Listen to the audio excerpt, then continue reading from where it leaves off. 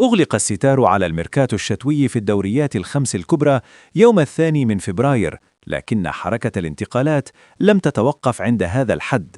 في هذا التقرير الخاص من قناة ياسين سبورتس نسلط الضوء على أبرز 10 صفقات أبرمت رسميا بعد إغلاق الميركاتو، سواء في دوريات تأخر فيها موعد الإغلاق أو عبر تعاقدات حرة لنجوم أنهوا فترة عطالتهم الكروية.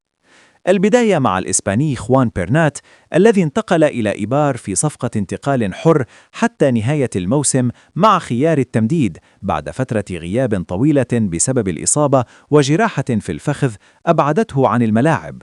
وفي اسكتلندا انضم النجم السابق لأرسنال وليفربول إلى سيلتيك بعقد قصير الأمد، وسرعان ما ترك بصمته بهدف قاتل منح فريقه فوزا مهما، مستفيدا من فترة تدريبات خاصة مع ناديه السابق للحفاظ على جاهزيته.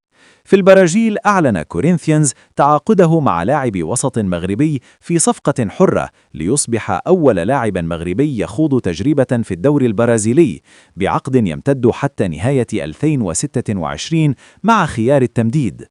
أما في الولايات المتحدة فقد ضم كولومبوس كرو لاعب الوسط البرتغالي السابق لنادي FC برشلونة بعقد يمتد حتى 2027 في أول تجربة له خارج الملاعب الأوروبية. ومن أبرز الأسماء أيضاً النجم الكولومبي خاميس رودريغيز الذي انضم إلى مينيسوتا يونايتد استعداداً للاستحقاقات الدولية المقبلة في محطة جديدة تعد 13 في مسيرته الاحترافية. وفي روسيا استغل زينيت سانت بيترسبرغ استمرار نافذة الانتقالات ليستعير مهاجما كولومبيا من النصر حتى نهاية الموسم في صفقة أثارت الجدل بعد واقعة انضباطية في أول ظهور ودي له.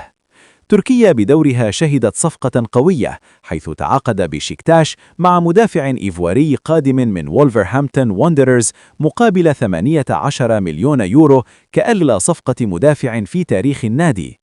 كما عزز بالميراس صفوفه بضم الكولومبي جون أرياس بعقد طويل الأمد ليعود اللاعب إلى الدوري البرازيلي بعد تجربة قصيرة في إنجلترا. وفي صفقة إعارة لافتة عاد الظهير الفرنسي إلى جالاتا قادما من FC بايرن ميونخ مع خيار شراء نهائي بنهاية الموسم. وأخيرا رحيم ستيرلينغ يفتح صفحة جديدة في مسيرته بالانضمام إلى فاينورد بعد فسخ عقده مع تشيلسي في صفقة شهدت تفاصيل استثنائية بسبب إجراءات تصريح العمل. كانت هذه أبرز الصفقات التي أنجزت بعد إغلاق الميركاتو في الدوريات الكبرى لتؤكد أن سوق الانتقالات لا يعرف التوقف وأن المفاجآت تبقى واردة حتى اللحظات الأخيرة. شكرا لمتابعتكم.